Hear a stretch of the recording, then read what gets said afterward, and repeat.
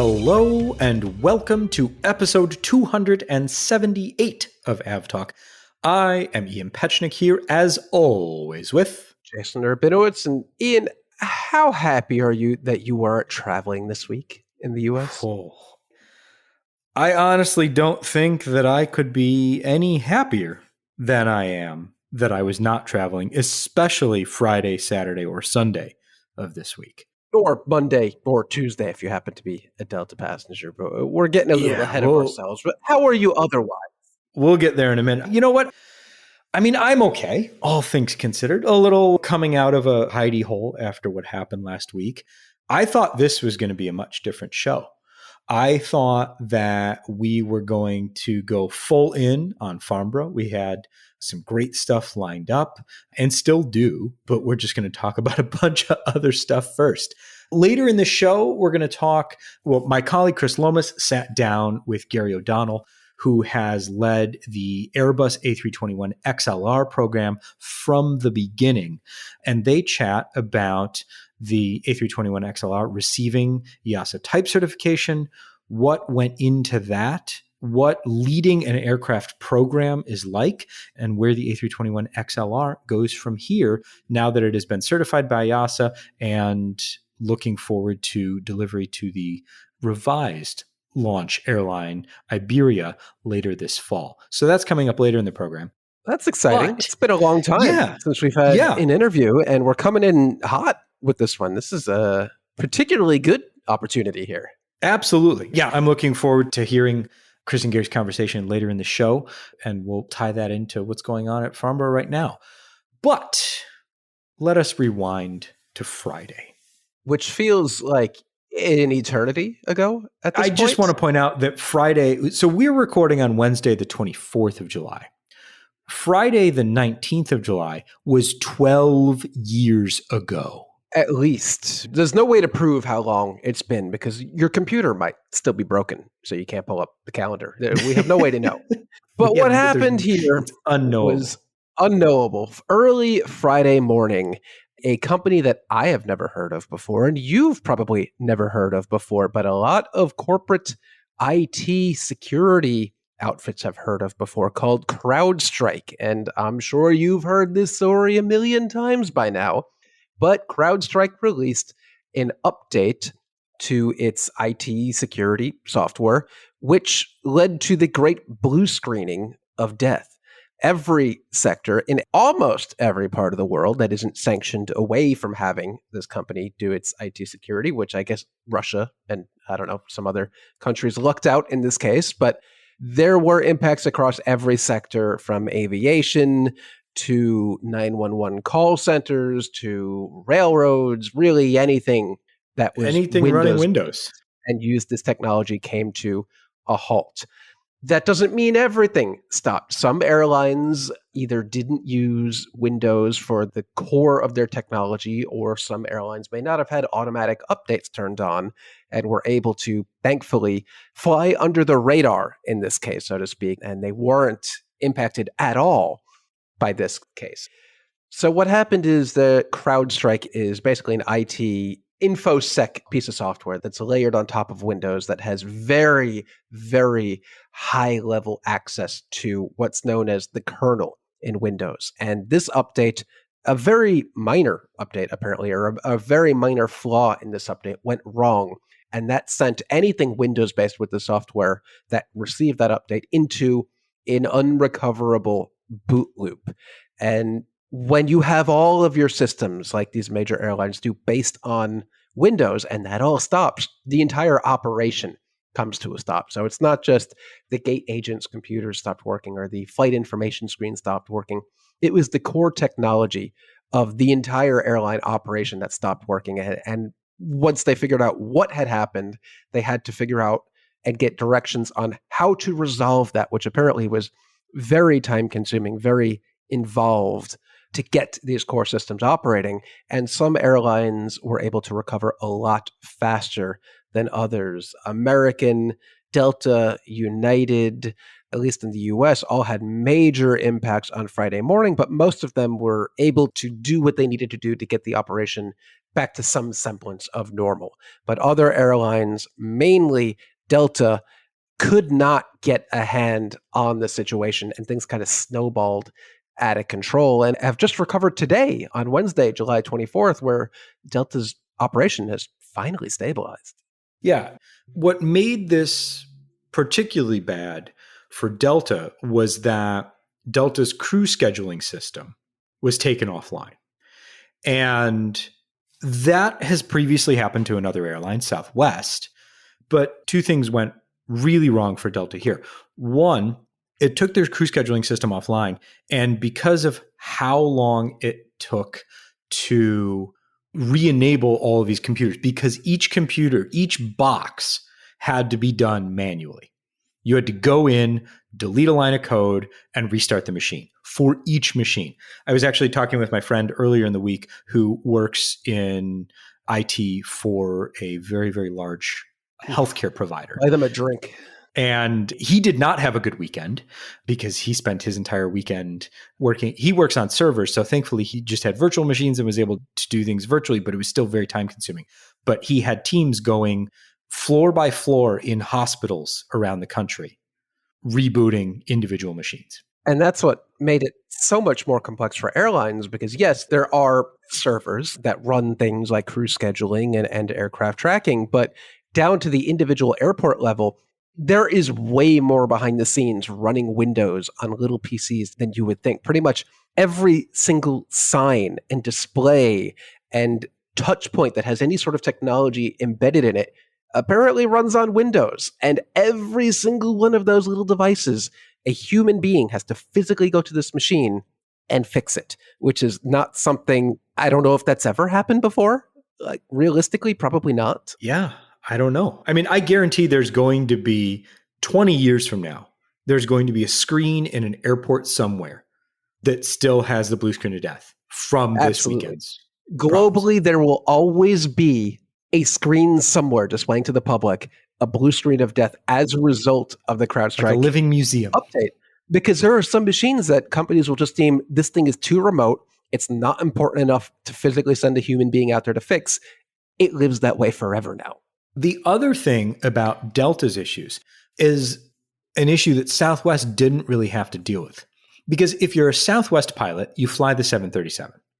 And for the most part, if you're a Southwest pilot, you can fly pretty much every single Southwest plane. If you're a Delta pilot, that's not true at all. Delta's fleet complexity is so much greater than Southwest's that even getting the system back online wasn't enough. Even getting the system talking to the other systems that allowed the crew schedulers to have a full complement of pilots and a full complement of flight attendants for each flight. That wasn't enough because then you have so many pilots and flight attendants who have to work specific aircraft out of position. And so that's why it took so much longer. That's not to say that it's not worth investigating why it took so long. And the Department of Transportation has announced that it's definitely looking into what happened, more so along the lines of why didn't you take care of the passengers like we told you you had to first, but we'll get to that in a moment. Delta's operations, like Jason mentioned, have started to recover, stabilized today. Yesterday was kind of the first inkling of success that they had turned the corner. But it sure seemed like over the weekend, they were going to have to reset the entire network. And for everybody's sake, I'm really glad that that's not what had to happen. It came damn close to it. I mean, there were moments over the weekend where you refreshed the cancellations for Delta's operation and it would just jump by 100 and then 100 again and then 100 again. It was not a good situation. And it's going to take a long time for them to clear the backlog of passengers and bags who people keep telling me, I didn't get where I was going, but my bag did 4 days later, even though they know I never made to my destination. How do I get my bag back? I don't know. Someone's going to have to figure that out, but it's going to take a long time. Oh boy. Oh boy. Oh boy.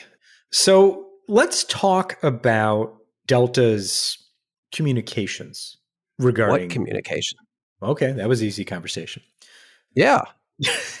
You would think that Delta would have taken some learnings back from Southwest's meltdown in 2022 into 2023. Seemingly that did not happen. I don't know if Delta was too arrogant about the situation or thought, we're Delta, we're better than the competition, we don't need to lower ourselves to the degree that Southwest did. And of course, that is not true. Delta's customer service was apparently quite poor throughout the situation.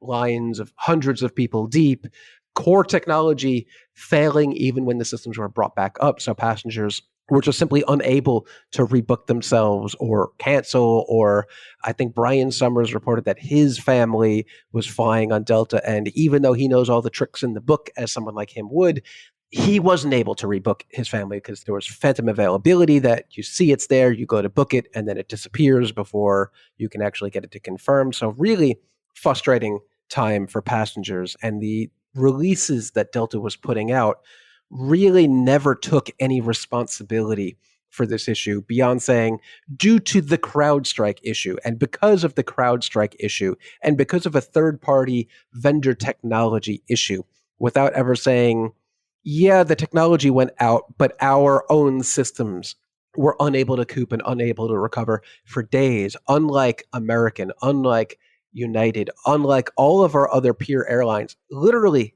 around the world, Delta was the only airline of this size with lingering issues this long. They just never really apologized. And finally today, on Wednesday afternoon, they relented about reimbursing passengers for alternate travel and hotel expenses.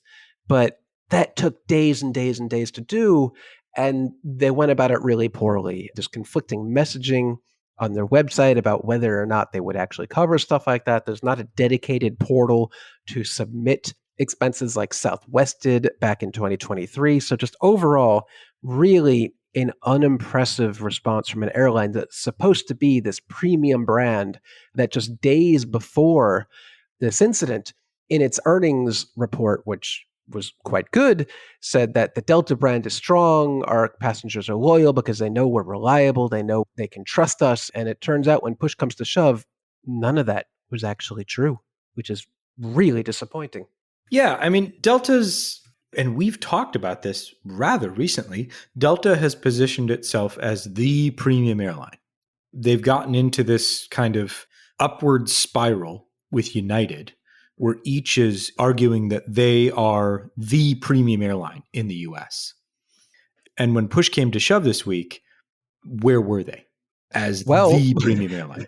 Their CEO right now is in Paris at the Olympics, which is a hotly debated topic today, whether or not Ed Bastian should have done that. I mean, the airline is in a very fragile state. There are still passengers not where they're supposed to be. They're probably tens of thousands of bags, definitely not where they're supposed to be.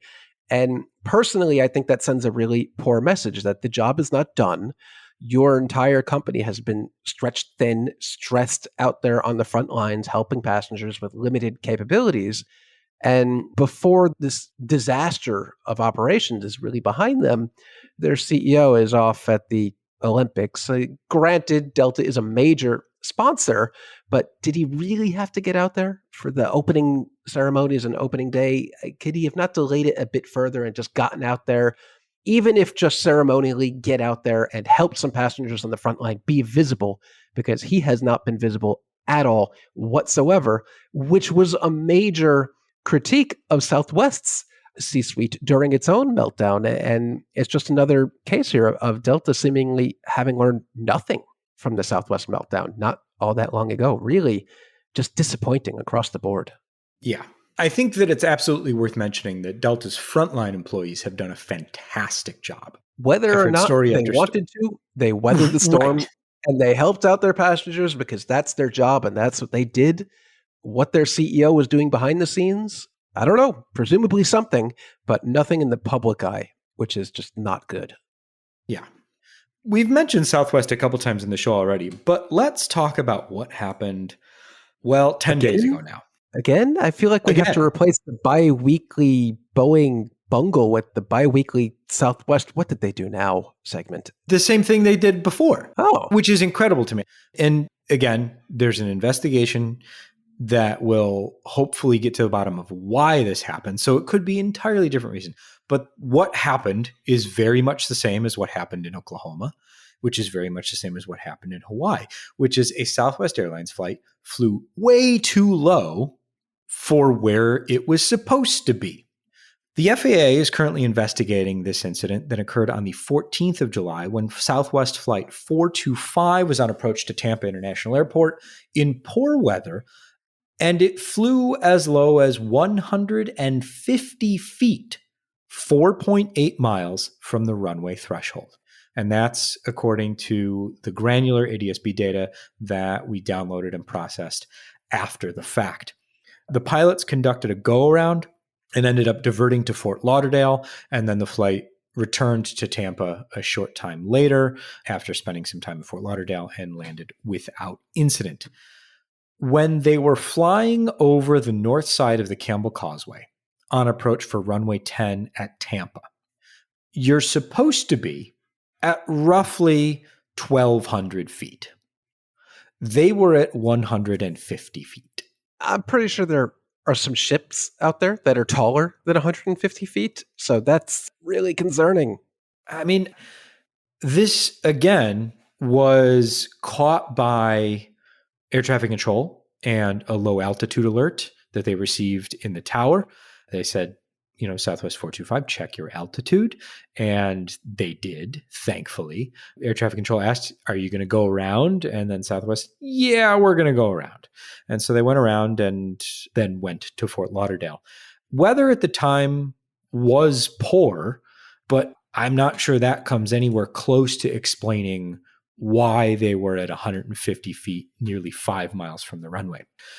To that point, the FAA has opened a wider investigation of Southwest, something that I think Jason's been calling for weeks now. If not just me. I don't think it's just me, but But you're the only other one on the podcast, is what I'm saying. That's true. If not me, then who? You have not been alone in your request. And as this came up, there have been reminders of other Southwest incidents, like the flight that almost came a little too close to the LaGuardia Tower. I totally forgot about that one. That wasn't all that long ago either. It's just been overwritten in my brain by these other events that keep coming up. And there is something rotten at Southwest. This is not just a sporadic thing every couple of months. This is a string of very close calls, very close together, that is very alarming. And yes, I have been calling for increased oversight of Southwest, just like the FAA did with United not all that long ago. My question was, what would it take to get this increased oversight of Southwest like they had for United? Because that was kind of unprecedented. There was no checkbox for saying, okay, if you have this many events of this severity, we're going to have increased oversight. It just kind of happened. And I was wondering, why wouldn't this happen for Southwest? And apparently someone at the FAA was paying attention and said, yeah, maybe we should look into this because this is not good. And Southwest keeps coming a breath away from a major tragedy. And in this case, again, if not for an alert air traffic controller noting that this flight was too low, and if not for the radio frequency not being blocked to transmit to the flight saying, hey, altitude alert, you're too low, because there was a very chatty exchange leading right up to this transmission saying you're too low, this could be a very different story. And things should never be getting that close so many times, especially with this very, very short frequency between incidents. It's just too much. So the quote is that the FAA has increased oversight of Southwest Airlines to ensure it is complying with federal safety regulations, an agency spokesperson said to the Wall Street Journal, who first reported it. And then the FAA goes on to say safety will drive the timeline. What we don't know is if this is the same level of scrutiny that the FAA assigned to United, which was actually quite severe at the time, which limited United's ability to induct new aircraft into the fleet and also open new routes, which actually ended up in them canceling a few routes outright for the summer season, which is a big deal. So we'll have to see what, if anything, the FAA is going to do with this increased oversight. But I welcome it. I know Southwest welcomes it. No one wants these incidents to be occurring like this, but I'm glad somebody is finally paying attention, or at least if they were paying attention before, telling the public, hey, we've been paying attention this whole time. We're going to do something about it. Yeah. I mean, to me, It seems like this is a very good step for the FAA to take, given the fact that it seems like the increased scrutiny of United came from, in my mind, less serious incidences. Oh, far less serious incidents. The United incidents were really spurred by the media and public reaction to the media reports because things kept happening on video. The notorious video of that wheel or the tire bouncing off of, I think it was the 777 leaving from LAX, had that not been caught on video, it would have been a nothing burger and no one would have cared about that. But things kept happening on video. And then, of course, there was, I think one of their crews drove a 73 Max into a ditch in, what was it? Houston? Which is not good. Not good. You shouldn't do that. But things kept happening, but they were little maintenance things that kept piling up on top of each other. On the other hand, Southwest is their crews keep almost flying perfectly good airplanes into terrain, which is not good. That is a much bigger deal, but it's harder for the public to get upset about it because they can't see it. It's harder for them to get upset about it. But thankfully, these things are coming out into the public and we know they happen, but I guess the question is, what else is happening that we don't know about? And that's what the FAA is going to be looking at. There you go. Today in Kathmandu, a Saudi Airlines CRJ-200 crashed shortly after takeoff. This aircraft was not tracked by Flight Radar 24 via ADS-B, though we did receive some Mode S data from the aircraft.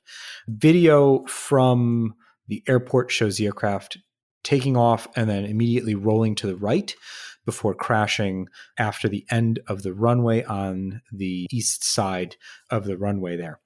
Initial reports indicate that 18 people were killed. One person survived the crash, the captain, who was taken to the hospital. There have been reports that this was a test flight of sorts. That raised all sorts of questions, though. Yeah, looking at the list of who is on board, I don't know if that's the case. I wonder if there was a distinction being made between a charter flight or something. So we're going to follow this one a bit more closely to see if it was in fact a maintenance flight. But that just seems erroneous reporting. Yeah, there's even just a few hours ago, there's reports coming out of local news media saying the plane was en route for a complete engine check at the maintenance hangar at another airport. But what were 18 people doing on board a flight like that? I don't know. This is exactly what the investigation will look into. But what we do know is that apparently this was not a commercial flight. So there were not commercial passengers on board this aircraft, but still 18 people is tragic. That's awful. We'll keep an eye on this. The Nepalese investigators do a very good job, unfortunately, because they're often busy. Yeah, Kathmandu is no stranger to incidents. We'll keep an eye on this one and have more in the coming weeks. Let's change the tune. Absolutely. Please. Let's completely shift gears. And after a good long while of what's happened over the past few days, talk about what we were going to talk about in the first place, which is pretty much all good news. Let's shift gears and go to the UK and talk about Farnborough. We're going to start with the A321XLR certification, which happened just before the beginning of the air show. My colleague Chris Lomas sat down with Gary O'Donnell, who's the A321XLR program head, to chat all things about Airbus's longest range single-aisle aircraft. So we'll be right back with Chris and Gary. Stay with us.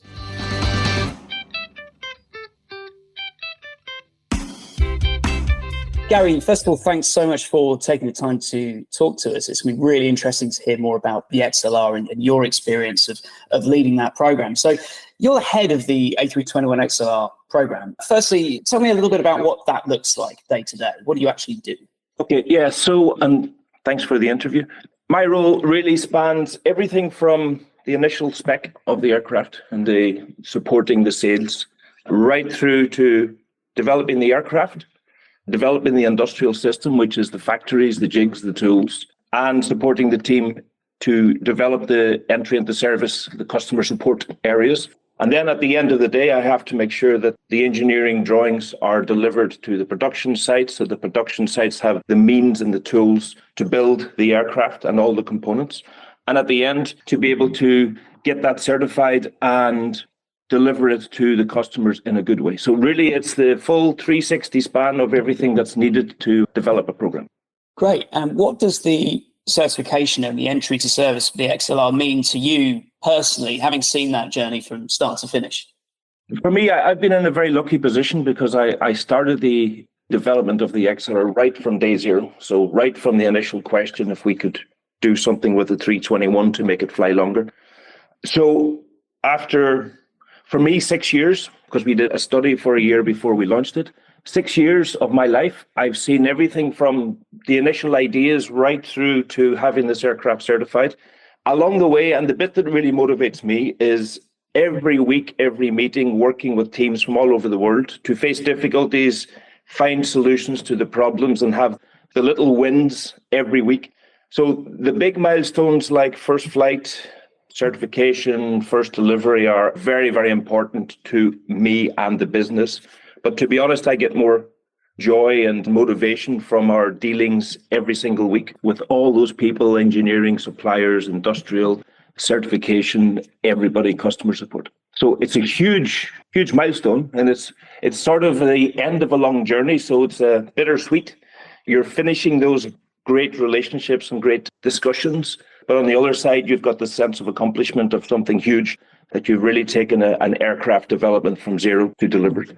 Absolutely. And you mentioned there some of the difficulties you faced. Really, really interested to hear about some of those. So what were some of the challenges that you come across in this process, particularly in terms of, first of all, of achieving the certification and then perhaps going forward to entry to service?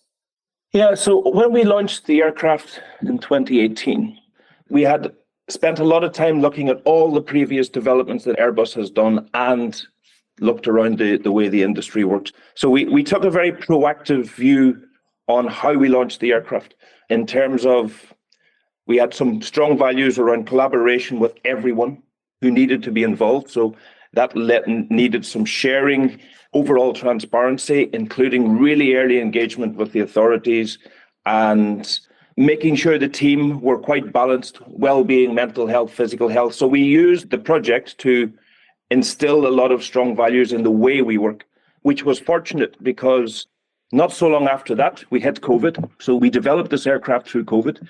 From 1 week to the next, the team disappeared back to their homes, right across the globe.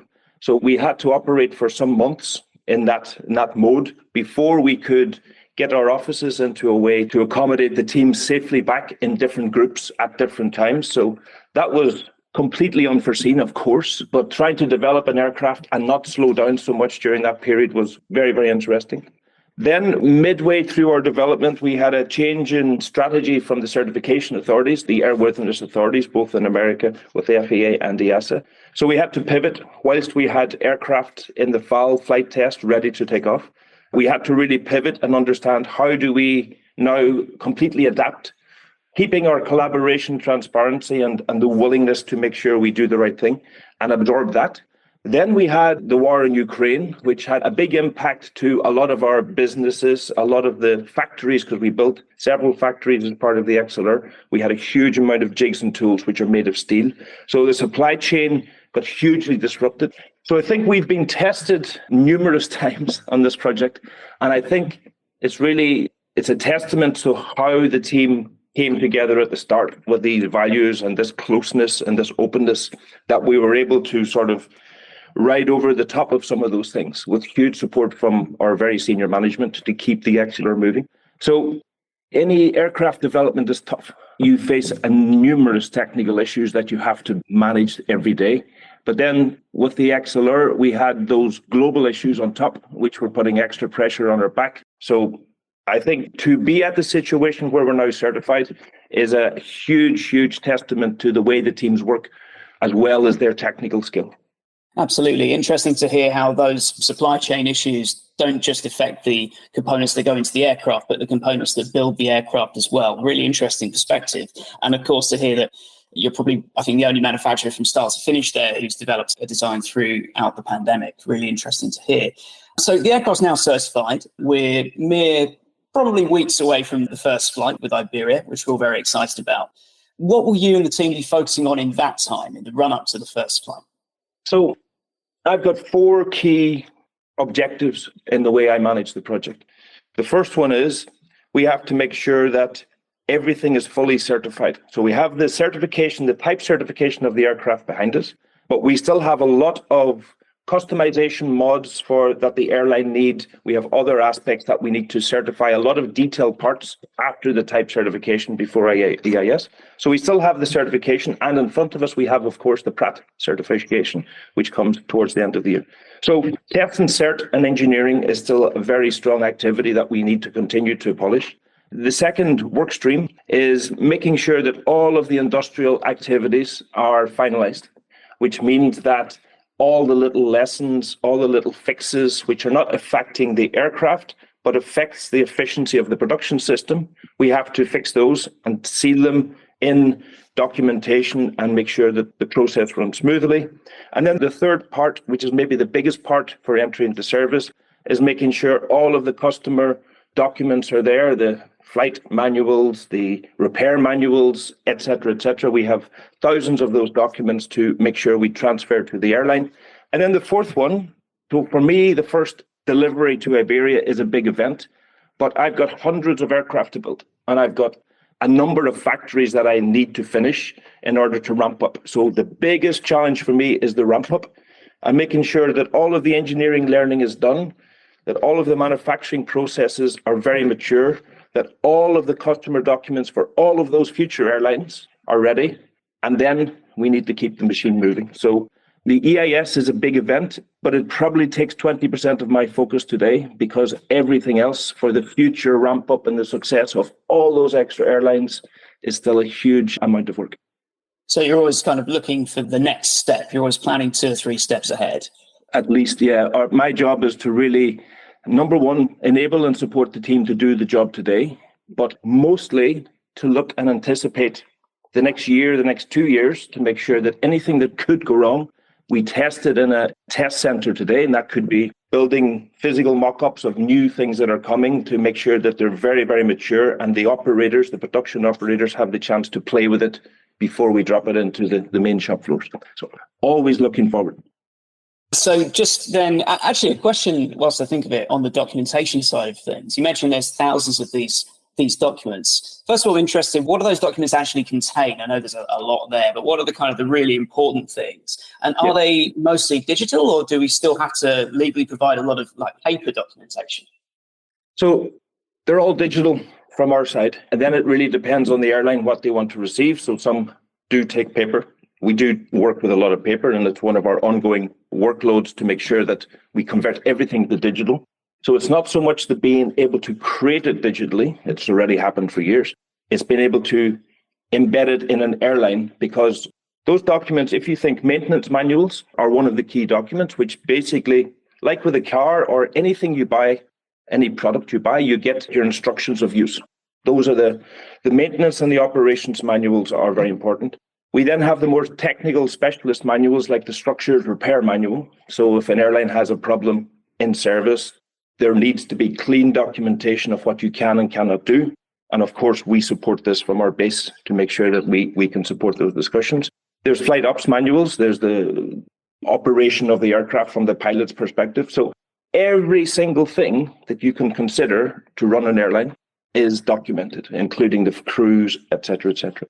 So yeah, we have to make sure that for each one of those changes, for each one of those documents, we run a complete set of tests, of dry runs, of simulations to make sure whenever we release those manuals and then base our training on those manuals, that everything works smoothly. So it's a huge, huge document chain. What kind of simulations are we talking about there in terms of, I guess, preparing for every eventuality when the aircraft is in service? Can you give me an example of what one of those simulations might look like and how you run that? If I give a good example of the maintenance manuals, so in order to have a maintenance manual of something that's fresh on the XLR, like the rear center tank or a different access area, we have to give the maintenance crews direction on the right tool to use. And we need to make sure that those tools are capable of being easily accessible to the fastener or the part that we're trying to fix. We need to make sure that the weights of the part are not too heavy for the maintenance teams to be able to handle and lift and position. So what we do for that, we have a lot of 3D simulations, augmented reality, virtual reality, that we use in our test areas to make sure that before we have built the aircraft, virtually we can go through the ergonomics, the human factors of how to fix the aircraft so that before we design it, we know it can be maintained. So those simulations are very, very important before we freeze our design to make sure that in service for 20, 30, 40, 50 years, that the maintenance crews can still operate comfortably to do the job. Fantastic. So having a think about the now more on the passenger side of things, we're talking about putting a bunch of people on an A321 and flying them long haul on an airframe which has traditionally been used for sort of short to medium haul routes. Do you think passengers are going to notice any difference being on that aircraft for that length of time? I think one of the main differences I think people will see, I get the pleasure of working with most of our airlines, if not all, on the layout that they're putting in the cabin. So when you walk onto a normal single-aisle aircraft, you're expecting to see a pretty standard single-class layout for most people, and you know what you're getting. Whenever we look at the majority of the airlines that we have sold the XLR to, and you see some videos online of American Airlines and what they're offering, we can see the same for Iberia, our first customer. They're going to see a very nice business class, premium economy class, and the economy class that they are used to today, even the same economy class they see on a 330neo. So the one thing we can't do in developing a single-aisle aircraft, by definition, we can't put two aisles in it. We can't have a wide body with two aisles. The one main difference is, compared to a 330, it's a single aisle. But in terms of thermal comfort, the comfort the passengers will see, it's the same as we have on a 330. In terms of the seat, when you're actually sitting in your seat, economy, premium economy, or business, it's the same as you're going to see sitting on a 330. You'll just have less people beside you. In terms of the services that the airlines are planning to offer, it's very similar to a 330. So this is a baby 330, and it's the big sister of a 321LR. So we're really servicing that gap, that transition for airlines, so they can go from a single aisle seamlessly up and touch a 330. So on one side, we don't want the passenger experience to be significantly different than another long-range Airbus aircraft. But on the other side, because it's a single aisle, they'll notice those premium situations on a single aisle aircraft.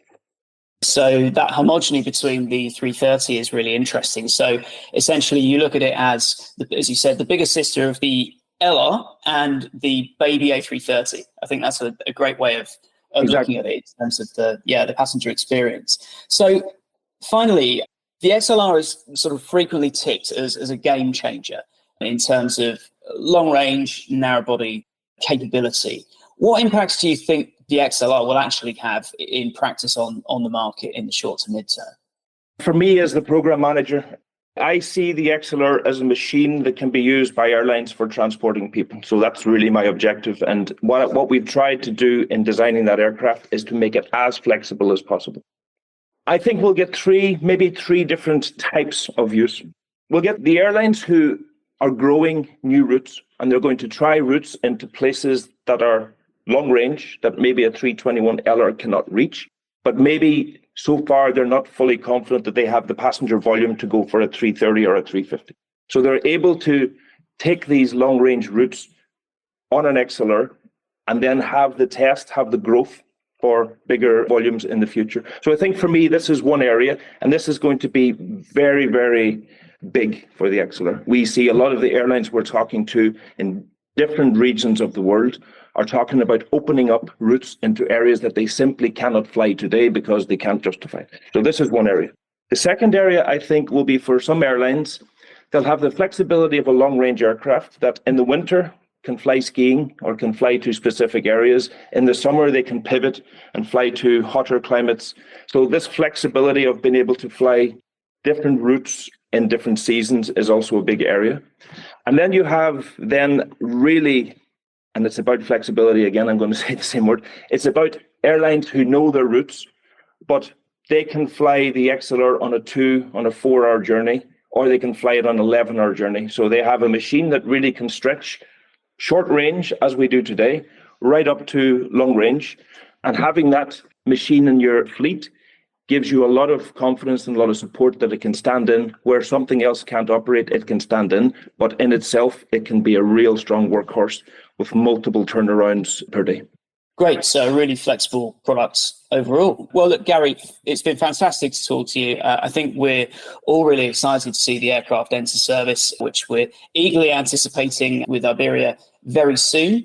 It's been fantastic to talk to you, Gary O'Donnell, head of the A321XLR program. Thanks for speaking to us. Thank you, Chris. Thank you very much.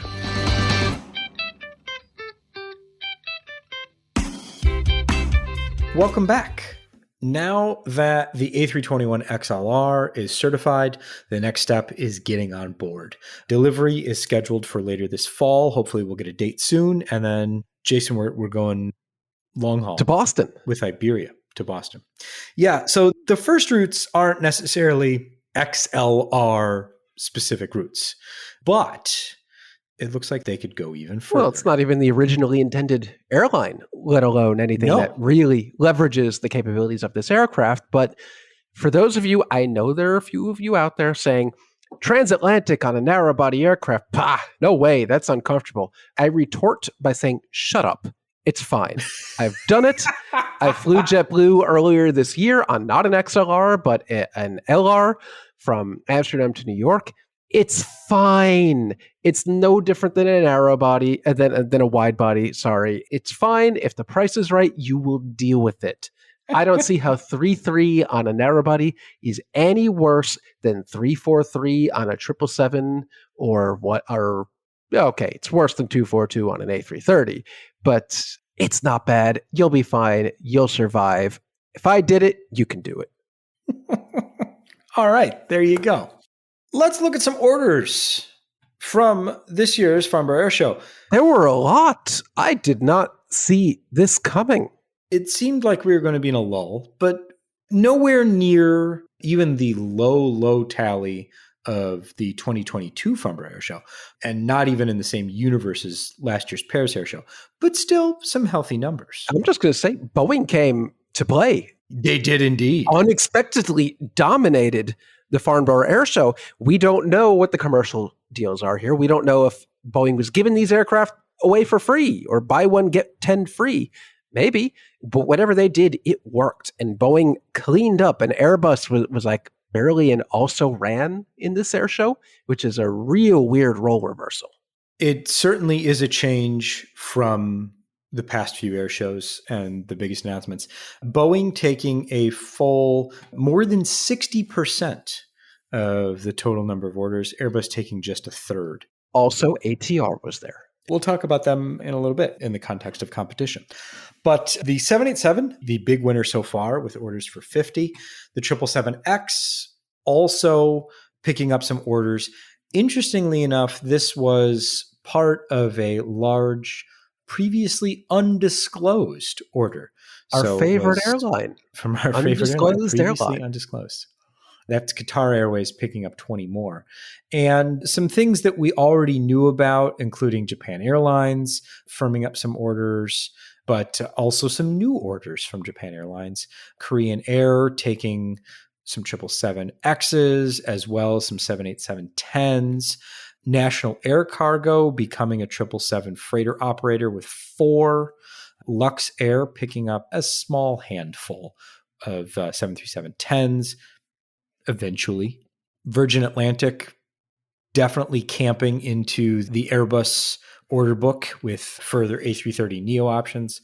That one was my favorite. Virgin Atlantic announced an order for 7 A330neos while on an A330neo at Farnborough, which is pretty cool. I mean, how often do you announce orders for an aircraft while you're on that same aircraft? That's pretty cool. That should be the standard, Jason. It should always be the standard, especially for aircraft that haven't yet been delivered to anyone. But unfortunately, the 777X was not able to attend this year's Farnborough Air Show. And then Bernic Airways, which is a Libyan airline, becomes the first Libyan A320neo operator with a firm order for 6 A320neos. So a scattering of orders, some very interesting orders, but nothing huge. Turkish saying that it's not going to order another 6 billion planes anytime soon because they're working on engine pricing. So look for that one in the future. We're recording on Wednesday, so you never know. There could be a Thursday surprise, but very likely that we've seen most of the orders come through and Boeing coming out well ahead of Airbus in this year's Farnborough Air Show.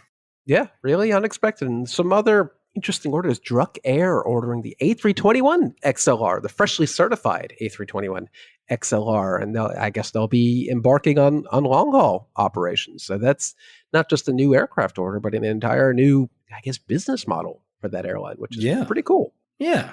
Let's see. What else happened at the air show? Embraer, not big on the order book this year, but big on the updates. Yeah, so the E195 E2 has had a few changes, not the hottest selling aircraft, and we'll get to that in a moment, but the E195 E2 specifically has had its range boosted from 2,600 to 3,000 nautical miles, which opens up some interesting possibilities for that aircraft. The new max takeoff weight for that aircraft is 62,500 kilogram, which combined with the lower fuel burn of its engines provides this range improvement, which is pretty cool. They're also reporting 10% improvement in geared turbofan engine time on wing, which is, I don't know, the bare minimum we expect at this point. Yay! That's cool. But most interestingly is that Embraer out of nowhere announced the E2 enhanced takeoff system, which is an automatic takeoff system that they say produces a more precise and efficient rotation moment and flight trajectory, reducing the required field length and pilot workload, meaning more payload, more range from challenging airports. And they give an example saying that the E2 departing, let's say, from London City would have an added 350 nautical miles, which could be interesting. But then the image that they provided of the enhanced takeoff system, which is basically an auto takeoff system in action, sure looks like it's putting that aircraft into a dangerously steep climb, potentially stalling the aircraft. I'm sure that is not to scale, but it was a really weird image to show off. I don't like it. I get what they were going for, but that kind of picture should probably be to scale. Yeah, like show me what the difference is. Is there an 18-degree climb rate? Is it higher than that? Is it lower than that? How does this work? If it is to scale, that's more frightening than I think them just putting a bad image together. But I'm excited to be on board an aircraft that pulls a 45-degree climb. That could be fun. Right. Why not? Having been on an aircraft that has climbed at 45 degrees, you're not getting out of your seat. No, I'll tell you that's that. fine. That's fine. We'll get to cruising altitude that much quicker so I can, I don't know, get some peanuts or whatever in Embraer E2 airline serves. But meanwhile, on the other end of the spectrum at Embraer, the E1 is getting some love because the airlines in the US cannot quit the E1 for seemingly ever at this point, since the E2 is too heavy for US regional airlines. The E1 continues to be churned out at ridiculous rates. And they are making the E1 look a lot more like the E2 on the inside.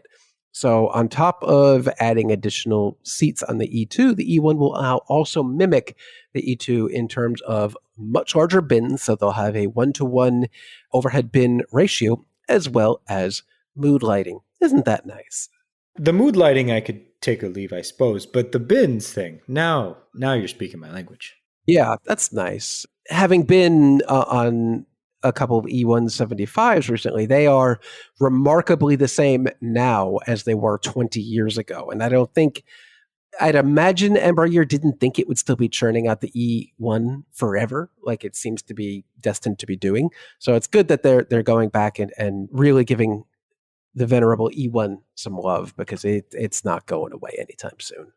We talked about Boeing's multiple orders and growing order book at Farnborough, but what we should also mention is Fly Dubai's anti-order? Yeah. Protest letter? Fly Dubai did not order any aircraft Farnborough this year. and I guess wanted to get in on the action and said, whoa, whoa, whoa, whoa, whoa, whoa. We see things are going really well for Boeing here at Farnborough, but let's just remember, things are not going so well for existing customers who were expecting deliveries of aircraft. And they put out a press release during Farnborough on July 22nd. The headline reads, Fly Dubai's expansion plans stunted by extensive delays in Boeing's aircraft delivery schedules. The subhead says the Dubai-based carrier announced that no new aircraft are joining its fleet for the remainder of the year following the latest update it received from the manufacturer. The carrier is set to review its expansion plans due to the ongoing delivery delays. So all the aircraft that Fly Dubai had taken this year were apparently actually supposed to have been delivered previously. So Fly Dubai will take no new aircraft this year, and it's going to have to rethink its network plan and possibly cancel some routes outright.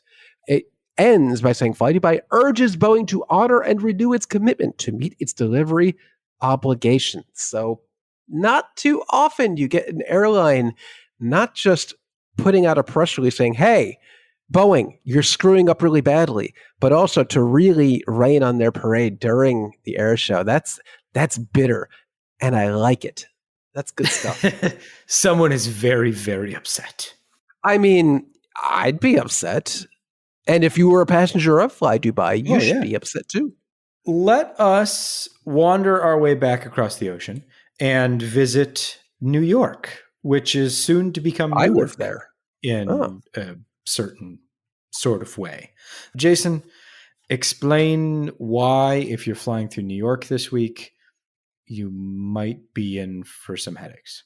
Well, specifically Newark. And if you're a passenger who flies through Newark often, you're probably saying, so what? That's already the case. This is already what happens. Well, the FAA's New York Center N90 has been chronically, or New York TRACON has been chronically understaffed for years. And part of the solution at the FAA to remedy that was to move Newark's airspace over to Philly's center, where apparently staffing is a bit easier.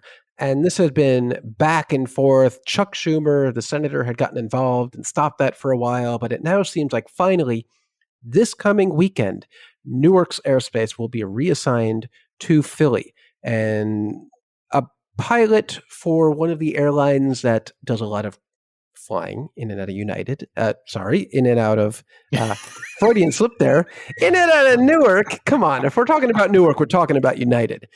But they have some information saying that this coming weekend, July 27th, that transition will finally occur from New York Center over to Philly. And it may not be super, super smooth. Newark gets constrained a lot quicker than the rest of the New York airports, but that may be even worse during this transition for, quote, near term. That could mean anything, days, weeks, months, don't really know. But while other New York airports are doing fine right now, Newark may be in not great shape. And when the weather here takes a south turn, Newark could really be in bad shape for the coming future. And I reached out to the FAA for a comment to confirm this, and after them asking, who are you and why are you emailing us? They have not yet responded to my clarification request, but it does seem like this is finally happening, which in the long term will be good, but there will be near-term pain for Newark passengers. So maybe fly out of LaGuardia the rest of the summer. So nothing really new for frequent travelers at Newark. But it's finally happening. Deeper pain. Yeah, deeper pain for long-term gain, hopefully, is the plan. There you go.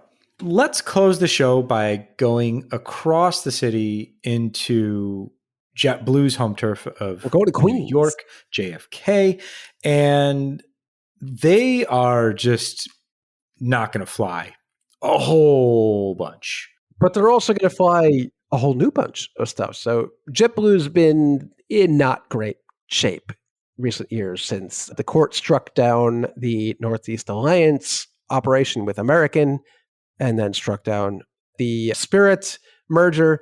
JetBlue's had to make some moves, and it's had to make some moves pretty quickly to get back to profitability and figure out what it wants to do in the new reality. And some of that involves starting up service at Islip. And today it was announced that they will actually spin up a lot of new service out of Providence and Manchester, New Hampshire, but also slash and burn some cities entirely. So JetBlue will be entirely closing Charlotte, Minneapolis, San Antonio, Burbank, Tallahassee, which it just started flying, I think, in January of this year, Palm Springs, and one of the Caribbean islands. I can't remember which one exactly, but this is a slash and burn announcement. Actually, they didn't announce this. The announcement was all about we're expanding service in the Boston region with Manchester, and we're increasing service from Western New York, the bread and butter out of Buffalo, Syracuse, and Rochester. They didn't actually announce publicly these full station closures, but things leaked pretty quickly. And it's pretty shocking to see major cities like Boston to Charlotte, Minneapolis, San Antonio, they're gone entirely. Burbank as well. I think JetBlue served Burbank for decades at this point, but not anymore after October of this year.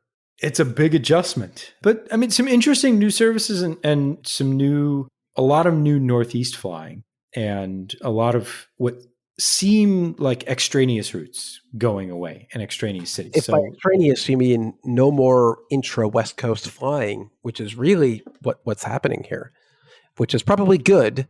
But man, airlines like Alaska have really turned up the heat on JetBlue, and they have retreated back to the core operation of Northeast U.S. to Florida and the West Coast. And let's see if that brings them back to profitability. I hope so. Good luck to JetBlue.